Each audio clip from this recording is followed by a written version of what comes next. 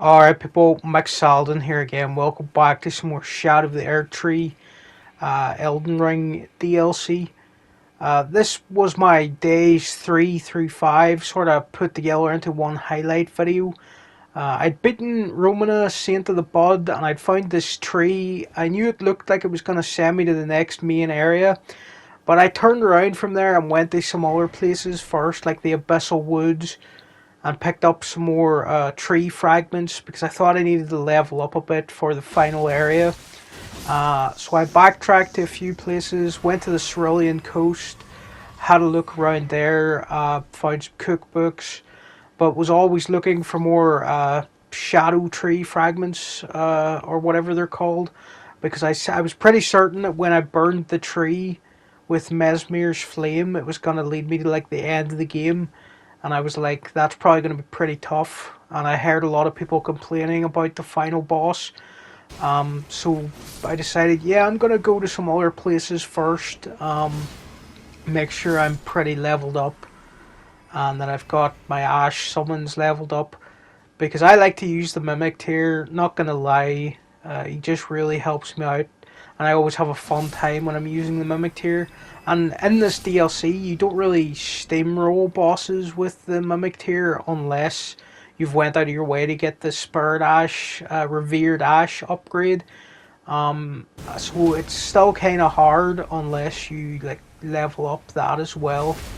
But yeah, I was going out of my way to find the Revered Ash and the tree fragments at this point, just because I was a bit scared of the final boss because of how everyone was hyping it up online. And the game actually started getting review bombed while I was doing this on Steam. People were like really freaking out about how hard the DLC was. I don't really understand it. People by now, you think they would understand what these games are and what they're about, and that if you actually put in some work and not even try to get good, because I've never gotten good in my entire life of playing these games. But what I do have the ability to do is find a really strong weapon, a really good Ash summon, really strong armor, and just find some really good skills like this Morgoth's Cursed Slash ability for his sword, and just really abuse these really badass abilities and weapons and armor that the game give you. And I was really like having not as much trouble as other people, so I was a bit surprised to see all these complaints because I am not a good player. I'm just like really average, but I do like to go out of my way to get really good gear and equipment and Ash summons and everything. Here I am using Black Knife Tish against this boss, who by at this point I think I'd found so many shadow tree fragments I just completely wiped out this boss in 5 hits. They were kind of a joke, that boss. I couldn't believe they even had a health bar with how easily I destroyed them, and there was really no need to summon Black Knife Tish. But yeah, at this point I was feeling pretty confident, and I wasn't that scared to go fight the final boss anymore. But I still decided I would stick around the Cerulean coast and sort of follow this path underground that I've found, because I've been going through some tunnels and going deeper and deeper underground, and it just felt sort of important that we should go down here. And I also had found a Mikla's cross in this area, so it seemed related to the story that he had come down here. I think he abandoned his love or something like that down here. It said when I read the cross sign or whatever, and I was like, that's kind of interesting. I should probably go down here. There's probably a big like main story boss or something down here, or at least some really good lore. So yeah, I traveled all the way down to like I think this is the lowest part of the map you can get to when you jump down all these holes and whatever. And I was like, I should probably do all this before going to fight the final boss and get as many tree fragments and revered ash upgrades as I can. A lot of weird stuff down here. I jump past those like gooey enemies that crawl around. They're always annoying to fight. And there's a golden misbegotten enemy down here. I think they're called the misbegotten. So that was a bit strange. The only other time I've found a golden enemy was, I think it's the golden version of Godfrey in the end game of the original Elden Ring. You fight him in Lindell Capital. I think it's a golden version of Godfrey anyway, and I've never seen another golden what looks like an illusion version of an enemy. So I'm quite interested what the lore of that golden misbegotten was. But eventually you jump down at this big giant pit, and as I thought, there is another like main big boss down here. Um, Another mounted battle. I don't think we could summon Torrent during this. It feels like you should have been able to, because they're on a horse, and it would only be fair if we had a horse. But yeah, I think Torrent was disabled in this fight, and I just got the Mimic Tear out as usual. And again, Morgoth's Curse Sword doing the big blood flame slash. It's just one of my favourite things to do. It's quite cheesy. Well, people have been telling me I should stop saying, like, using the word cheese for doing stuff like this, because I'm literally just using the mechanics of the game to beat the game. But yeah, some people, like really good players or whatever, they want you to point out that you're using like what they would call a cheese tactic or whatever.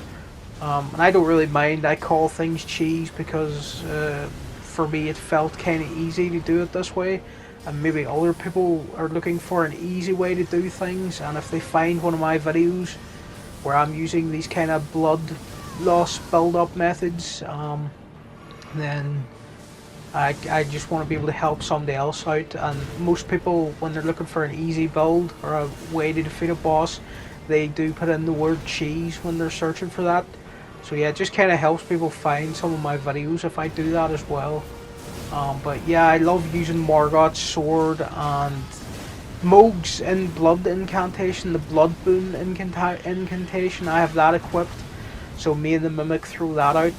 And really, this whole DLC, it kind of felt like a revenge tour for Morgoth and Mohg, the twin Omen brothers. The world has been pretty terrible to them. A lot of bad things have happened to them. Mohg sounded kind of evil in the original game, but some of the lore that's come out from Shadow of the Erdtree kind of recontextualizes him, and kind of recontextualizes what happens to Omen characters, and how Mesmir was entrusted to wipe them all out. And yeah, I think my character now, they're like an Omen Avenger, the Omen Brothers Avenger. I carry Morgoth's sword into battle and use Mohg's blood incantation. And I sometimes get out his big Mogwin spear as well to fight bosses. Oh yeah, anyway, after you defeat that boss, you find Saint Trina, who's basically like another half of Miquella that they abandoned down here because they needed to get rid of their old self in order to become a god. I think that's the lore. Anyway, Saint Trina, basically if you inject their poison or whatever that they make, and you die to it 4 times, you get some dialogue from her or him or it or whatever. And basically they tell us that they want Miquella to be stopped, and that becoming god would be terrible for them, and they think they want to do it, but they'd actually hate it if it actually happened, kind of thing. And also this guy, Tholyear, or Trollyear, or whatever his name is, the poison guy that you buy poisons off, he was down here looking for Saint Trina, and he got really jealous that she spoke to us and wouldn't speak to him, so he eventually invades and you have to put him down. Another side quest I decided I better finish was for the Sir, what's his name? He's the Blood Knight for Mohg. He's like Mohg's loyal soldier.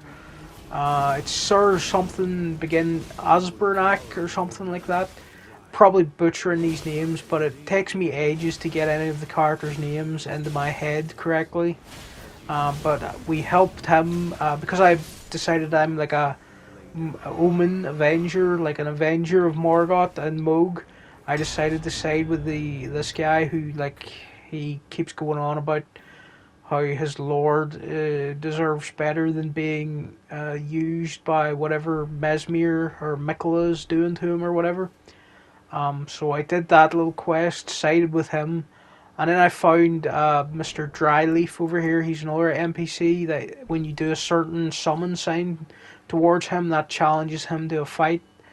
Um, I think we get like transported to an arena now to fight him. Um, Maybe I wasn't close enough the first time I did the sign. So yeah, you have to do that gesture in front of him, and then you'll get this little transition scene, and then you'll be fighting him. I think I pretty much demolished him because I came to him very late. Like I was right near the end of the game, so I'm pretty powerful. I think I'm at like level 15 for Shadow Tree fragments, and level 6 for the Ash Summon upgrades or whatever. But yeah, you make short work of him. Just wanted to do that quick side quest just before I burn the tree, because I think when you burn the tree, everybody leaves from their position and you can't finish their quests. So finally, came back to the tree, which was after Romina's boss arena, and when you interact with it, you burn it and you get a cutscene of all the thorns, whatever, that were covering up the top layer of this city. They all get burned away. A bit like the main game where thorns were covering the final boss room door and you had to burn them away. They've repeated that idea here, and then you just get transported up to the like floating part of that city where the dancing lion boss was. I'm pretty sure it's part of the same city or it's above that city. So yeah, you get transported up here next to a site of grace. And then there's a lot of really tough enemies up here. This guy, he's just a normal mob enemy, and he was just carving through my health. Again, Morgoth's Cursed Sword, I've used it nearly the entire DLC. It served me well. It's my favourite weapon in the game. A lot of people, I think they're probably still confused because I don't think many people rate this weapon that highly. If you're a blood build sort of person, most people just say to use a katana, like Rivers of Blood or whatever. But yeah, I just love Morgoth's weapon and the Cursed Slash ability. Popped the rune arc before I got to this enemy, because this guy, he wasn't even a boss or a mini boss, he's just a random like mob enemy, and he was just completely destroying me, so I had to pop like my mixed physic and rune arc and just run in and try to do as much damage to him as possible, because if you give him a chance to even slightly get into a proper fight with you, he was just wiping me out. So yeah, I kind of made short work of him here, got the blood build up on him, and then just like cursed blood slashed him to death. Kind of got stuck in a bit of scenery there, but it kind of saved me because some of his hits missed. So yeah, he was a really tough enemy, and he was kind of blocking the way to the final boss. There's quite a few of him actually. There's like, oh yeah, we got a nice little close up of my character as we do the Aragon pushing open 2 double doors pose. But yeah, there's quite a few of those really tough enemies out here on your way up into the higher part of the city. Again, was finding more Shadow Tree fragments. Always on the lookout for those, trying to get more powerful. And here comes another one of those enemies. This guy, he had lightning and frost abilities.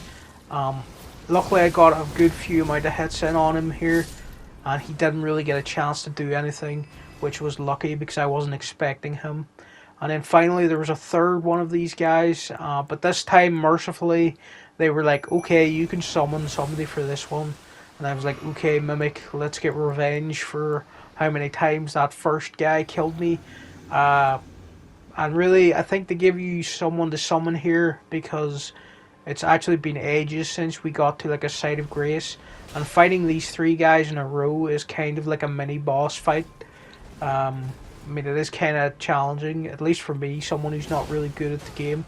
So, these 3 guys, they wanted to make sure you weren't discouraged by the time you got to this guy.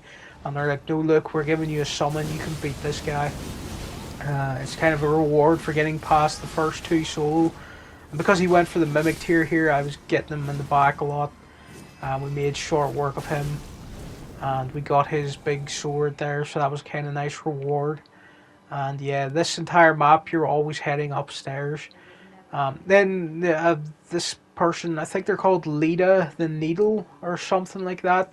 They were waiting for us in here, and they're talking about only one of us is gonna make it to Mikola or whatever. And then you could summon Sir Alsbanak or whatever his name is. I really need to get his real name, but he's the Blood Knight of Moog. He's over here if you did his quest. So I did side with him, and also I guess Thrallnir or whatever his name is, the Poison Maker guy. He forgave us for fighting him or whatever, so we could summon him. I think we finally made him believe that Saint Trina spoke to us, and he must have actually believed it. So now he's siding with us. And then Lita, the Needle or whatever, Needle Knight, she put down her invading sign here. So I summoned those two, and then we invaded her. And I also summoned Black Knife Tish for this fight. So then you fight all the NPCs that you'd previously been working with. And also I figured out that earlier in the game when this like sign came up saying a great rune has been destroyed, I figured out that was probably Mikola's rune, and he sort of was controlling these guys' minds with his great rune. But when he destroyed it or abandoned it or whatever, it kind of broke the charm, and now they're thinking for themselves again. And I think that's why Sir Alsbanak, as I keep calling him, that's why he's like loyal to Moog again now and doesn't like any of this stuff that's going on with Mikola or anything that's happening to his previous lord's body. And I think that's why we're all in this big brawl now, fighting the other NPCs. Black Knife Tish was doing a good job inflicting the life drain ability. Sir Alsbanak came in a bit late into the fight, but he finally spawned. So he was helping us out. And I think, is this Lita I'm fighting here?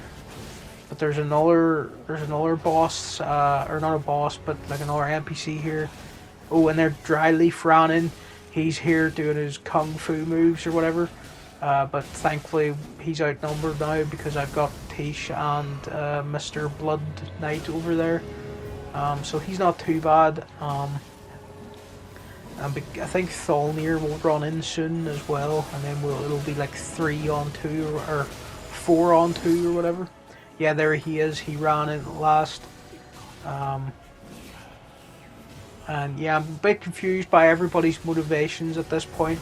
But I'm pretty sure something happened where Mikola lifted his charm that he placed on these people, and now we're all sort of enemies again.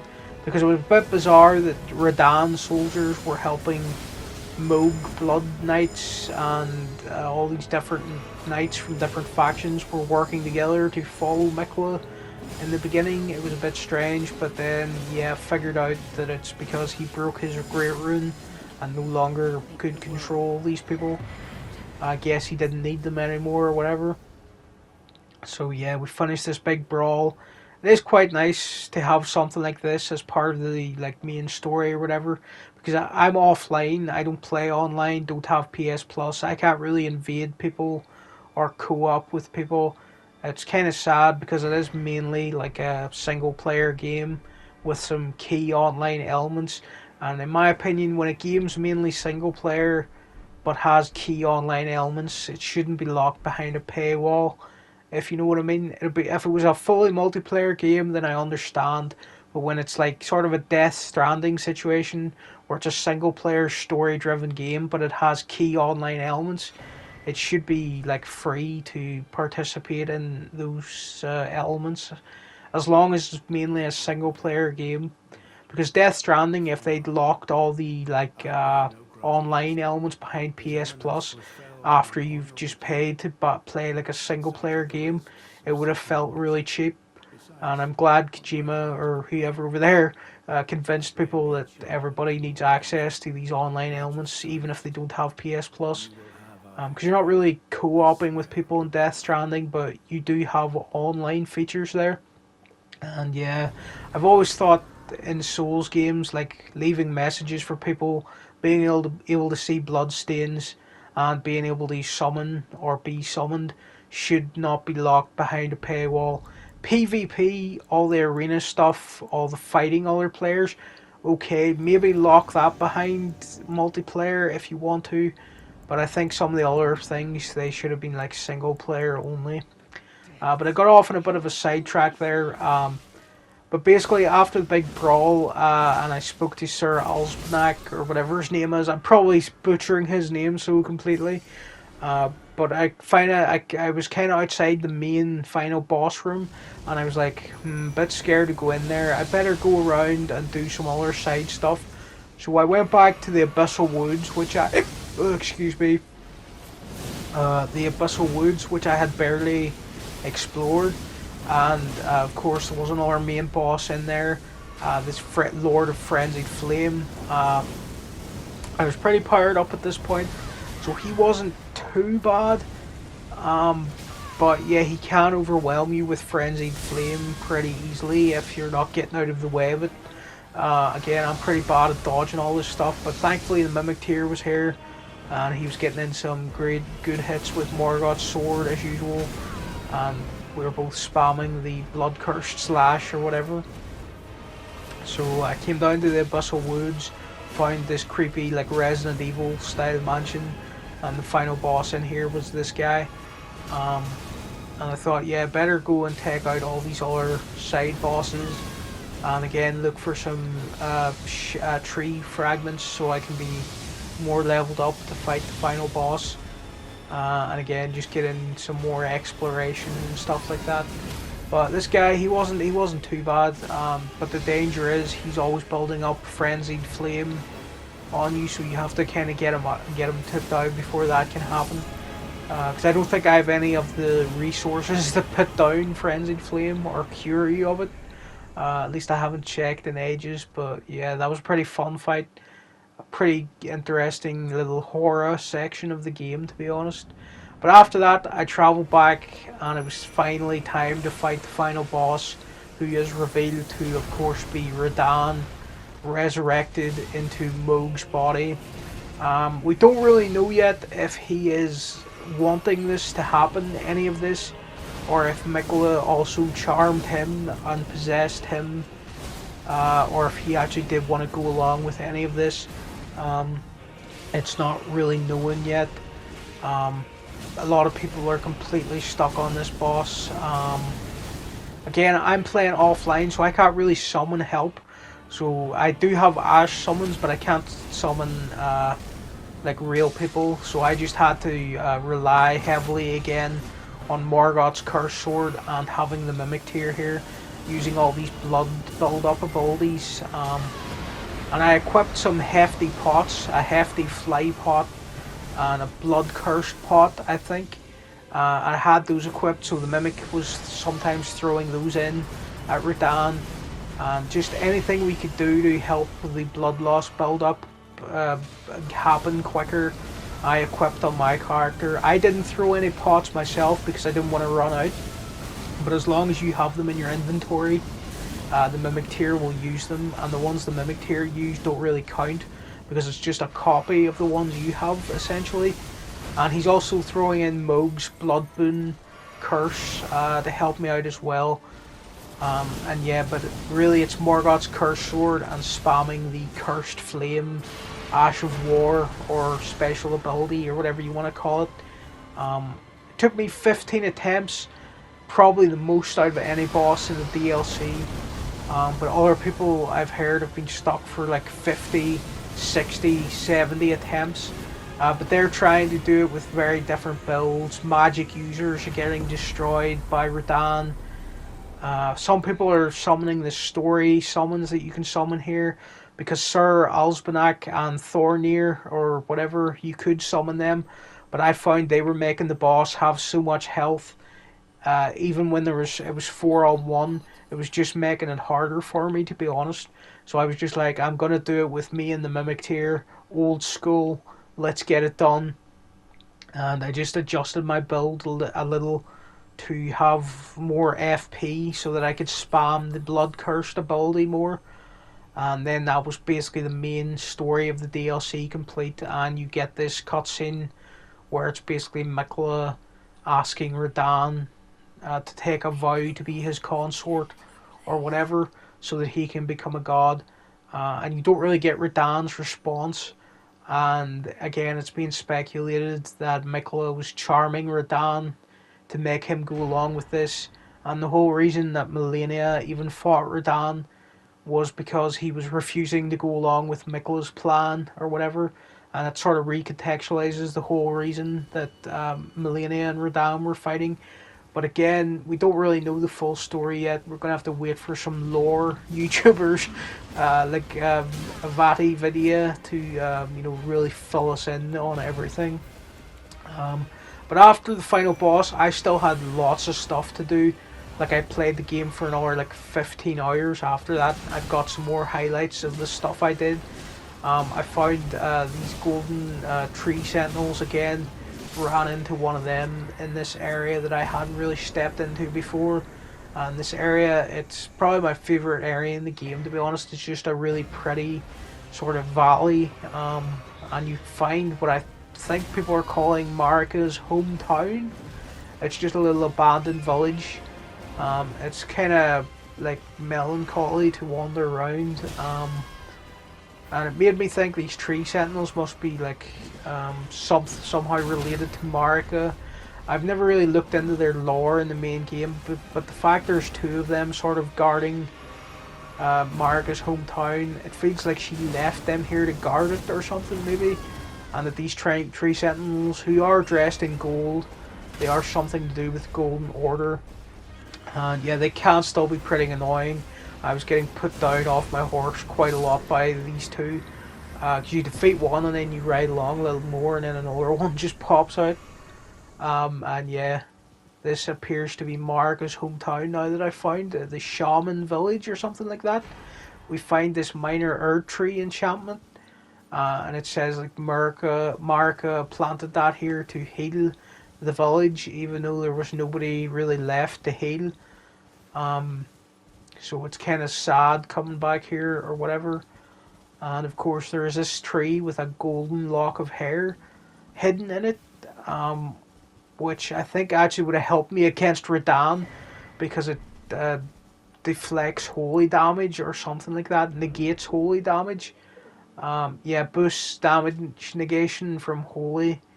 And I think it's as like a lock of Marika's hair or something that she abandoned here. Golden braid. So yeah, this was interesting. I loved finding that little town or village or whatever. I then came back to the Shadow Keep, came into the back area of this place and realised that I'd forgotten to drain the water. I didn't realise that was a thing you could do, but I found the big lever or turntable wheel or whatever you want to call it that actually drains the water. I should have known there was some way to do that because you could see the big undulated tree spirit or whatever taking down trees and stuff in the water when you were running around on the rooftops. So I should have realised there must be some way to get the water out of the way. And this place really feels like Dark Souls 1 where you have to drain water and stuff like that. And then you come down here and there's one of these big guys running around here. There's actually two of them. I think I have to come back later to find the other one because I didn't run into him. But I defeated the first one again, just using the Blood Slash ability and trying to carve him up that way as quickly as possible. They can be pretty dangerous, these guys, because of how much they like to thrash around and all the different flaming breath attacks or whatever those are that they can do. And yeah, you just have to stick on them and be really aggressive, and hopefully you can put them down quickly. I think this one he drops a incantation, a barbed armor incantation or something like that that covers you in thorns, and then you can just roll into enemies and do damage. A lot of this stuff would have been handy to have against Radahn, to be honest. So yeah, there's the golden braid that I should have had against Radahn. And then I think I equipped this item that negates non-physical damage. Because this was another boss that I found down under the Shadow Keep. This is the big shadow, the base of the Shadow Tree or whatever. and there's like a guardian spirit down here, or an avatar of this tree that we have to beat. Um, I think you have to beat it like 3 times because it keeps resurrecting itself.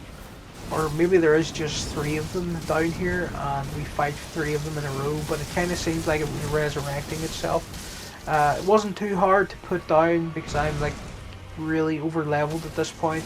Plus I had the Mimic here helping me out once again. And as usual, Morgoth's Curse Sword just sort of carves through people for me. So yeah, defeated the Shadow Tree. Of course it comes back again in order to... I think it's 3 times you have to fight it. So I'll just skip through one of the phases because it's not really that different than the first couple. It could wear down your Estus flasks really easily if you're not careful. So yeah, it has 3 phases kinda. And yeah, you just have to be careful about that. But eventually you get the avatar, the shadow avatar or whatever down, and it had Mikla's Great Rune with it, or what's left of it, because he broke it down here somewhere. I think I'm just guessing he broke it down there, because when you came to the Shadow Keep, you got that message about a Great Rune being destroyed. And I guess it must have been Mikla downstairs underneath the Shadow Keep. Just getting rid of it. For what reason he did that, I'm not sure. I guess it's because he's abandoning everything from his old life so that he can become a god or whatever, like he wanted to. But yeah, a lot of stuff in the Shadow Keep that I had to find still. Felt really like a big Dark Souls 1 level, this Shadow Keep. So many areas that loop around into each other, so many hidden shortcuts, and it feels like a hub area for the entire like region, because there's just so many ways in and out of the Shadow Keep, and so many other areas are unlocked by finding places in here. And I found this pretty hidden ash summon over on this like hidden ledge. That was the Fire Knight Ash summon. I think people are saying he's one of the best Ash summons in the DLC. Haven't used him yet, but I'll probably level him up later and get to work on him. And I came back to the church district to fight the second undulated tree spirit, or whatever you call these guys. So I was coming back down here to do more exploring. And then I ran into the second one and I was like, wait, didn't I kill this guy? And then I realised it was just a new second one that was down here. And it wasn't the same one that resurrected itself or something. Because it would be so annoying if these guys just kept coming back down here like a standard enemy. Because they are kind of tough and they do like to move about a lot. And they can wipe you out pretty quickly if you aren't careful. So yeah, I took him down. Again, Morgoth's Curse Sword really helped me out, and this time I unlocked like a flower, yeah, I think it's a flower bud or something like that. It's a special item that you need for a side quest anyway, I know that. And the side quest was to do with these this finger, all these finger lore that's in the DLC. You follow that quest for a while and then you come down to this hidden area, and one of the people that you've been helping invades you then to try to stop you. At least I think this is the Shadow Knight or whatever her name is. You can get her later as a summon, as well as her sister, I think. One of them's called Anna, and the other one, I'm actually not sure what they're called. I think, but they both worked for this sort of like magic user guy, and eventually you find this mother of fingers down here, and it seems that they were the source of the 2 fingers, and they're part of the Outer Will, and they crashed into the lands between. They were the first thing to crash into the lands between from the sky, and they were the one who were putting the 2 fingers everywhere. So this was quite an important lore discovery. I think there's going to be a lot of theorizing and stuff around this boss. And their remembrance does explain who they are and everything like that.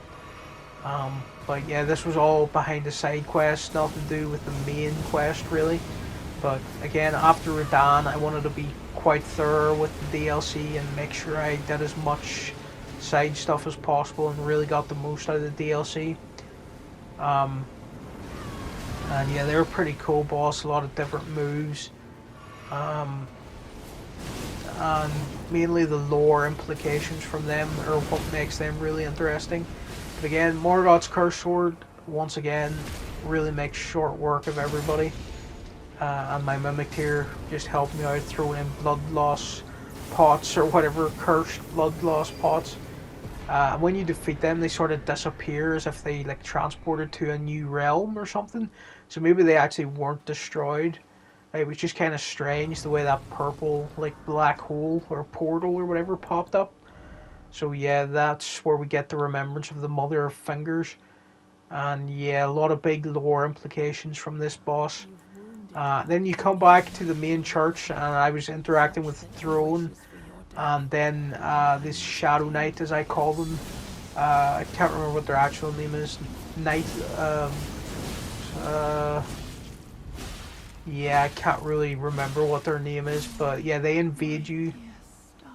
Um, their master used to sit in that throne and sell you spells, and he was always talking about the fingers and wanting to be the mother to some child or something. It was all quite confusing, didn't really understand it too much.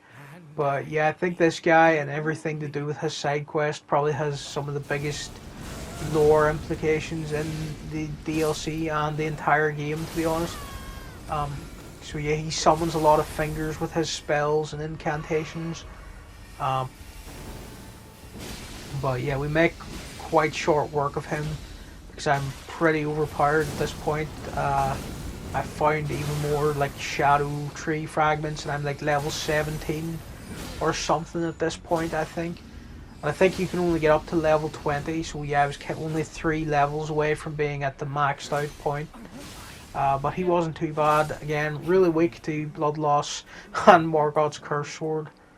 And then after you defeat him, you can find his like his bodyguard, the lady who invaded us, and we can sort of give her that flower or eyeball thing or whatever that we got from the undulated tree spirit. You can give one of those to her. Yeah, use the iris of grace or whatever. At least I think that's the one I give to her. Because you can find her over here near death. And then I think that like turns her into an ash spirit. And we can also find her sister in a tower, like a puppet version of her. Once we do that, these two combine into one ash summon. And I think it's the most powerful ash summon in the DLC, where you get those twin sisters who, I think they're twin sisters anyway, and they both like create blood loss build-up.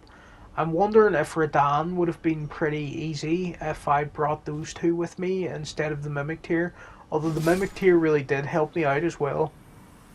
And also I found the the Armor of Night. This is the armor that those two Ash summons wear. I found it in this like random jail that I was exploring. There's quite a few of these jails, these jar cave jails or whatever you want to call them in the game. I think there's like 3 or 4 of them that I've found so far. Again, I found that armor set in here. Was really happy with that because it's probably the coolest looking armor set in the game. Not really for my character because he's a big tank, or she's a big tank even. But yeah, I decided this would be a good excuse to finally summon the 2 twin sisters or whatever. And we could fight this boss. Who's one of these, I think they're like a standard enemy in the other parts of the game.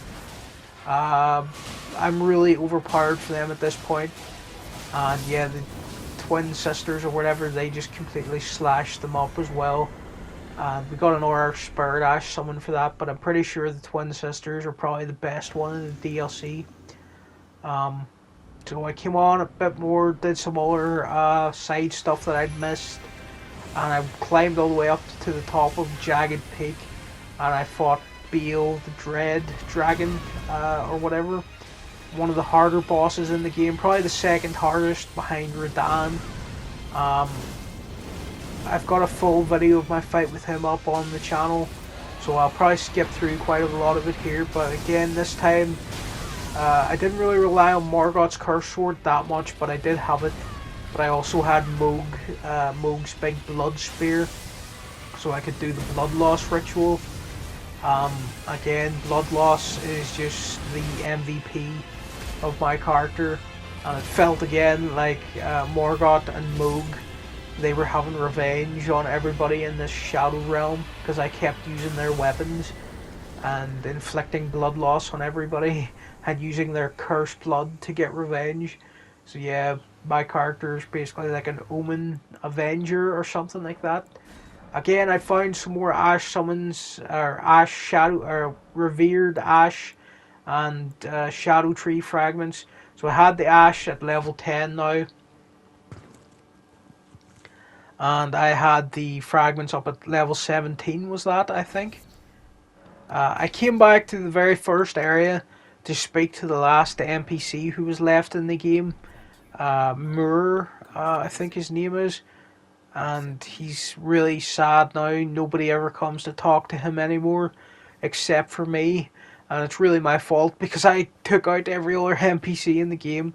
So it is kind of sad when you come back and speak to him and he's just really alone and depressed now.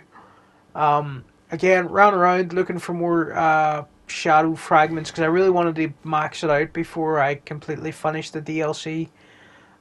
Just so when I go into New Game Plus, I'll be at the max level for this place, I think. I don't know if they'll make you find the fragments over again. So I was level 17 for that now. Yeah, found another jail with these jars in it. These guys were just chilling out, not really attacking me. That was pretty funny. But yeah, I was just running around looking for more fragments and just trying to max everything out. So when I go to New Game Plus and replay the game in maybe a year's time or whatever, that I'll be ready to go through the DLC again, because it is cool the first time needing to explore and collect all those fragments because it gives you a reason to explore. But on subsequent playthroughs, I think most people kind of just want to get on with the bosses, and it might be a bit annoying to have to find all the tree fragments again. So I'm not sure if they will give you double of them, or you'll just be at level 20 every time you come back here. And by the time you're at New Game Plus 7, maybe the game's really like destroying you. Or they'll give you more tree fragments. I'm really interested to know how that works actually. If you go into New Game Plus, do the tree fragments all disappear from your inventory and you have to get them all again?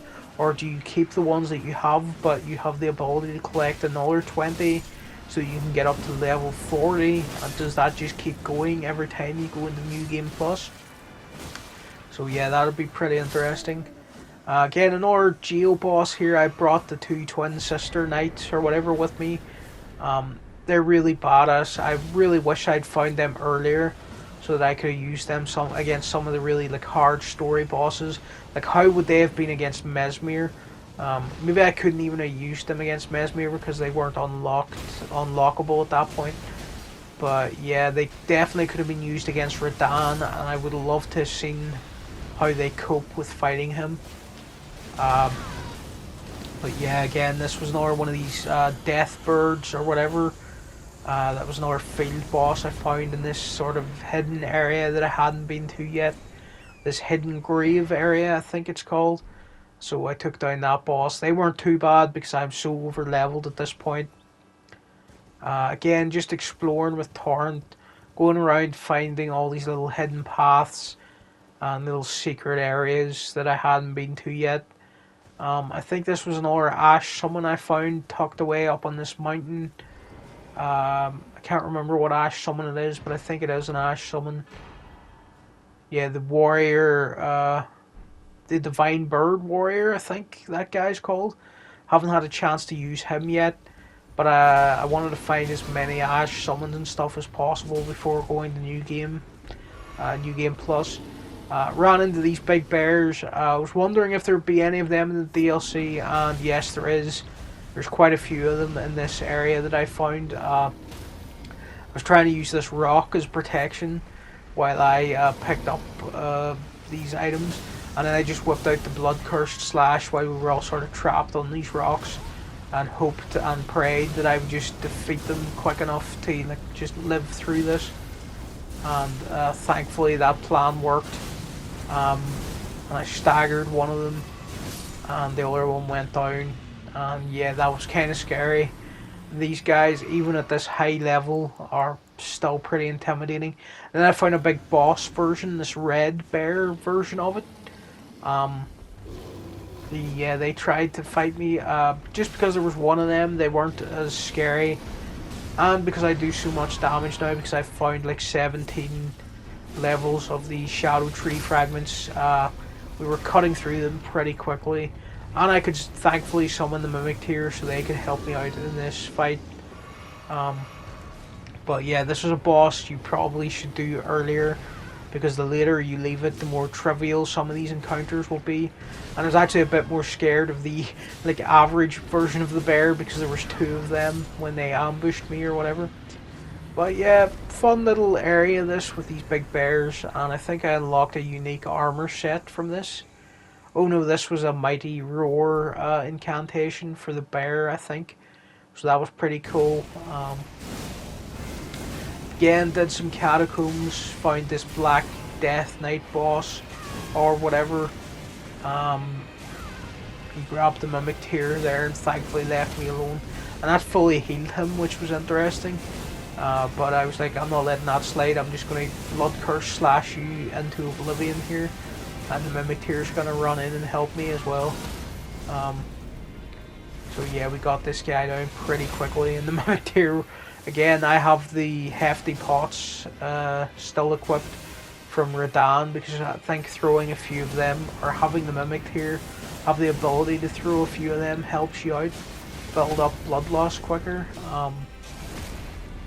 But yeah, this guy wasn't too bad. Again, I'm pretty over leveled at this point in the game. And this was really just clearing up some end game activities, really. I decided I'd better go around and finally clear out these these giant furnace guys. Really annoying the way they fall over. Sometimes they're like a visceral attack box or whatever will be out of your reach because of the way they've fallen over, and that can be frustrating. But thankfully I was doing enough standard damage to this guy that we put him down, not with too much difficulty. I think there's like 7 of these guys, and they all drop like new Cerulean Tears, or cracked versions of Cerulean Tears. I'd only defeated one of them in the main critical path, and then I just thought they were too tanky to fight, and I just skipped most of them until the end game. But when I was coming back looking for more shadow tree fragments and stuff, I decided I would wipe them out when I ran into them. I came to this little church where this invader guy showed up. He invaded me back in the town with the dancing lion as the main boss. I'm pretty sure it was him. He's like a knight of Mesmere or something, I think. So I defeated him, and then there was a shadow tree fragment over here behind him, and yeah, I'm not sure what to do with that prayer room key. Is that for the Shadow Keep, or is it something back in that dancing lion place that I need to use? So I'll look into that at some point. But yeah, again, a lot of little secrets and stuff that I still haven't figured out.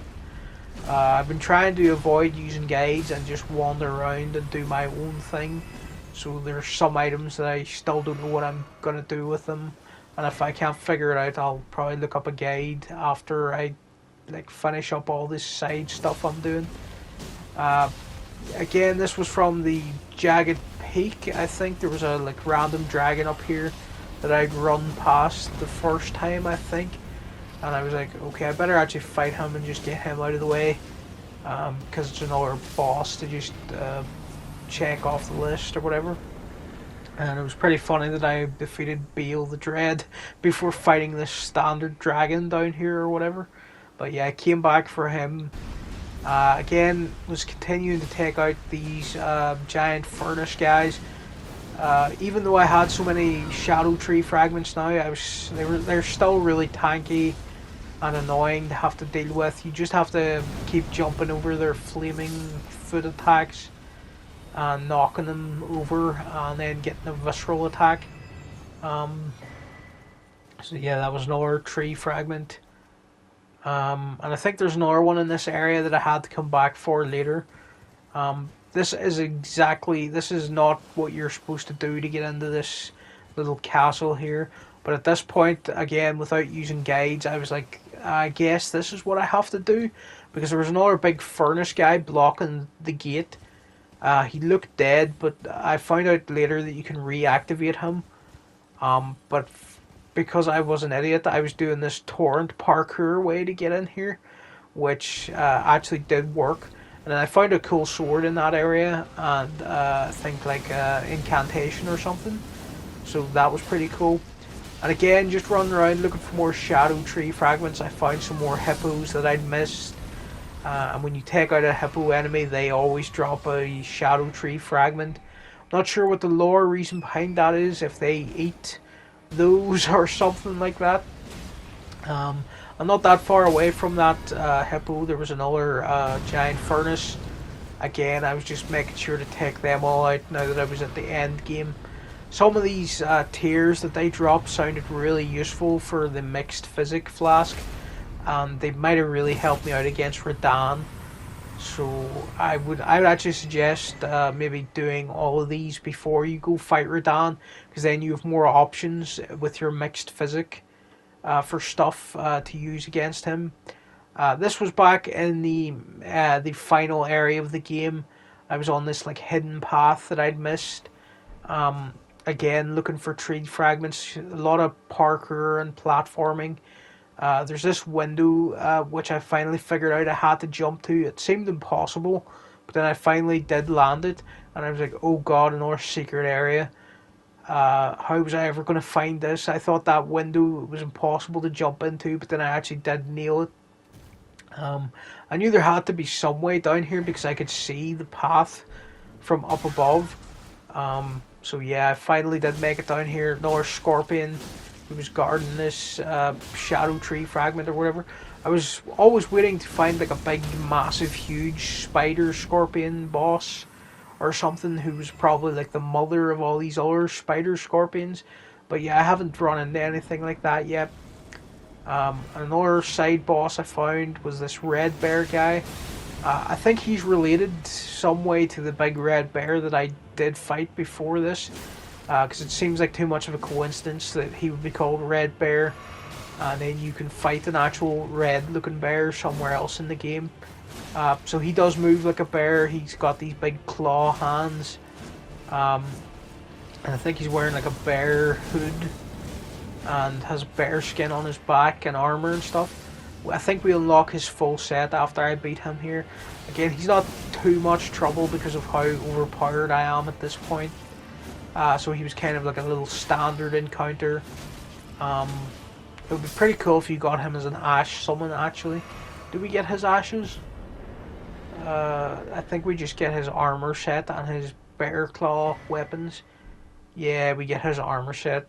But it would be pretty cool if you could summon him as an ash summon. Ugh, excuse me. So let's see, what area was this? Oh yeah, I was down in that mausoleum fighting him. And then I came out of there and I was just riding around these cliffs, just looking for any hidden items or anything. And I think I ran into one of those portrait artists or whatever. And I'd forgotten that I'd picked that up ages ago, one of these portraits that showed this location. And I found a special seal, so that was interesting. And then I found a portal that transported me to this area. It's behind the first sort of castle that the twin Moon Knight boss is in. I thought this was going to be a boss walking towards me slowly here, so I summoned the twin sisters, as I keep calling them, and I ran in, but then it was just this standard sort of enemy over here. I guess you were supposed to get to him a lot earlier because we sort of make mincemeat out of him. And if you got to him when you barely have any Shadow Tree fragments, he probably would have messed you up. And I think that's why you even have the ability to summon or anything here. But yeah, I'm coming to this place right at the end of the sort of DLC. I've done like basically everything else. But yeah, there was another hidden item over here. I think this is a talisman. Not quite sure what it does. I think it's something about you do more damage the more armor you're wearing, or the heavier your equipment load is. So that'll be good for big tanks like me. If I get even tankier equipment or whatever. Again, another final hidden boss that I hadn't found yet was this like samurai guy with a big katana who does a lot of bleed build up. So we were both trying to do the same tactics here, trying to get each other to bleed. Again, Morgoth's Curse Sword, just great range and really great at staggering these people. And as long as you have good endurance, you can just keep wheeling on them and building up bleed damage. This guy isn't a joke though, he can really clear out your health bar really quickly. So I'm actually glad that I left him until near the end to come fight when I had a lot of like Shadow Tree fragments. And I got him down, and I think you get his full armor set as well as the big sword he was using, so that's pretty cool. I think that's one of the final bosses I fight in the DLC.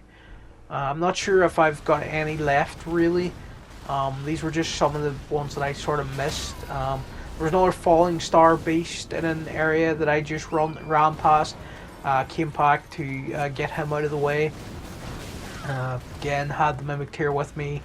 He wasn't too much trouble, this guy. And he just drops a gravity spell, I think. So yeah, I'll just skip through that fight because it's just another falling star beast.